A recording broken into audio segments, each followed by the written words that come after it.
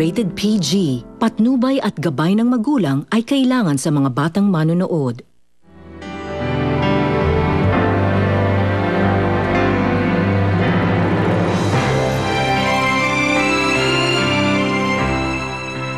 O Melissa, ba't ka napatawag?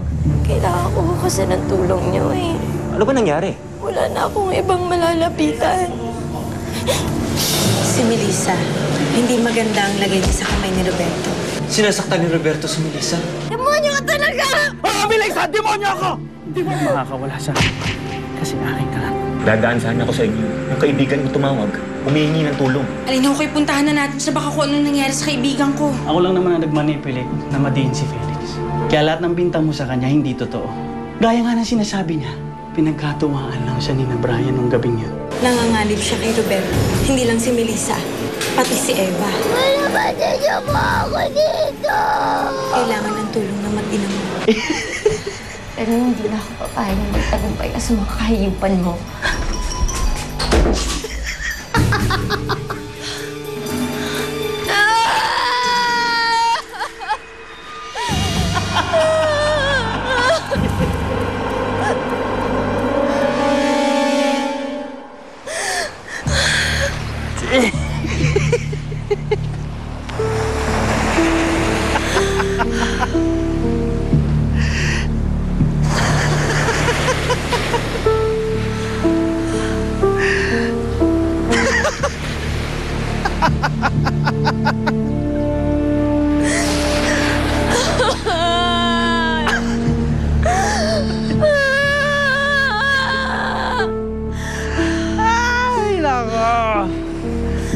Akala ko ba hindi mo ako hahayaang magtagumpay, Melissa?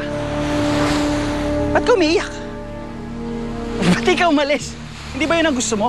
Iwanan ako? Tatakasan talaga kita!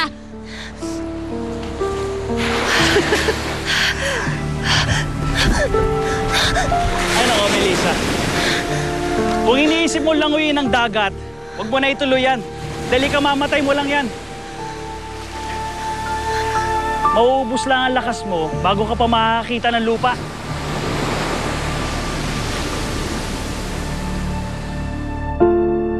Sinabi mo sa akin na kailangan ako na mag-ina ko. Na nasa panganib ang buhay nila. Sinasaktan din ba si Eva ng mga Sebastian gaya ng ginagawa ni Roberto kay Melissa? I tried to intervene, pero napagsabihan lang ako ng mama ni Roberto. At tama naman siya. Wala na akong right para makialam sa kanila. Dahil hindi na ako, kundi si Melissa ng asawa ni Roberto. Pero hindi dapat pumayag si Melissa na mawalay sa kanya si Eva. Sa tingin ko, hindi naman niya gusto mangyari to eh. Tsaka na si Roberto may gusto magkahiwalay mag-ina mo. Dahil lahat ng gusto ni Roberto, nakukuha niya. Hindi ka na makakatakas, Melissa. Ito na ang kulungan mo. Hawak ko ang susi para sa kalayaan mo.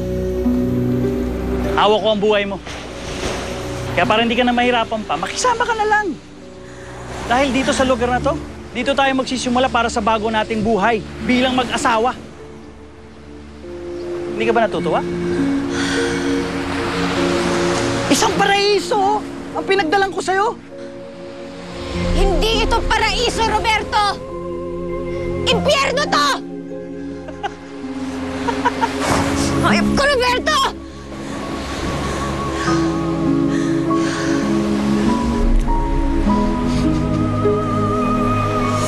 Hindi na ako makakapahig na saktan nila mag-ina ko. Kailangan mabawi ko si Melissa at si Eva. Nandito ka.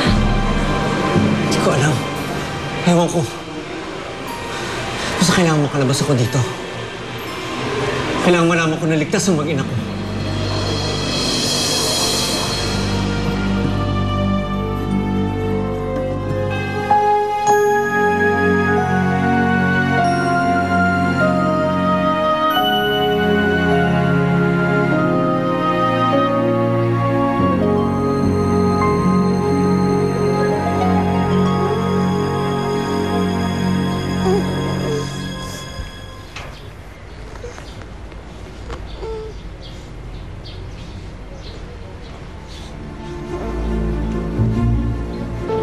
Palabasin niyo po ako dito!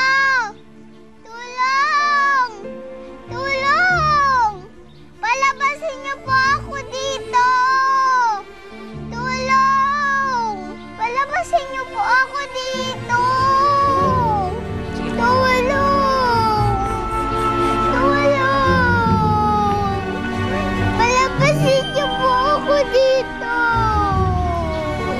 Hoy! Lola Rosana! Ano? Lola Rosana, don't you ever call me that, ha? Ampong ka lang ng anak ko, kaya hindi kita kadugo. Sorry po.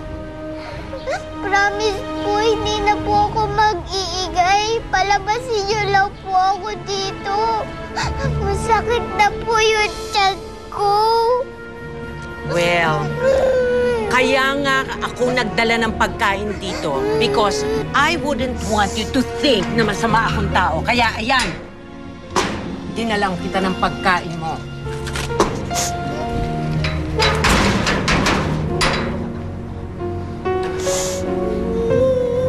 Ano? Kain na! Para po sa doggy yan na. O bakit? Nasa loob ka ng kulungan ng aso. Kaya yan ang nababagay na pagkain para sa'yo. Kainin mo yan kung hindi lalong hindi ka makakalabas dyan sa kulungan ng aso na yan. Ano ba ang tinititig-titig mo dyan? Kainin mo! Gusto mo saktan kita?